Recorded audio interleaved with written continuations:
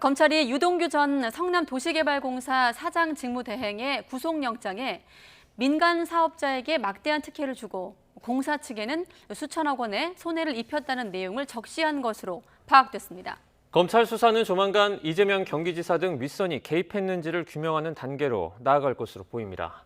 강희경 기자의 보도입니다. 대장동 개발 의혹을 수사하고 있는 검찰이 유동규 전 성남도시개발공사 사장 직무대행을 구치소에서 다시 불러 조사했습니다. 구속영장을 발부받은 뒤에도 유 전 대행에 대한 수사를 이어가고 있는 겁니다. 검찰이 유 전 대행에게 적용한 혐의는 특정경제범죄가중처벌법상 배임과 뇌물 등입니다.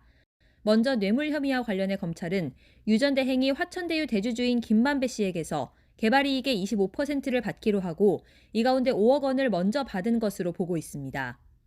배임 혐의와 관련해서는 개발이익을 화천대유 측에 몰아주고 공사 등의 수천억 원의 손해를 입혔다고 구속영장에 적시한 것으로 전해졌습니다.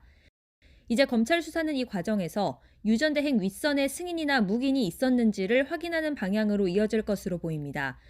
우선 이재명 당시 성남시장을 비롯한 성남시 고위 관계자 등 결제 라인이 수사 대상이 될 가능성이 큽니다. 성남도시개발공사가 성남시 100% 출자로 설립된 만큼 유 전 대행이 독단적으로 주요 결정을 내리긴 어려웠을 거란 분석이 나오고 있기 때문입니다. 이재명 당시 성남시장이 2015년 1월 성남시 행정기획국이 작성한 대장동 사업 관련 출자 승인 검토 보고 문건에 직접 결재한 정황도 공개됐습니다.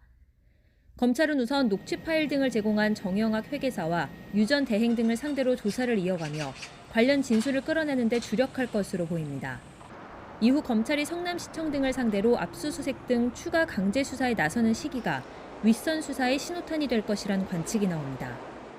다만 배임죄를 적용하기 위해서는 고의성 여부가 중요한 만큼 이 지사가 공사 측에 피해가 갈 거란 사실을 인식했다는 구체적 물증이나 진술이 나오느냐가 관건이 될 것으로 보입니다.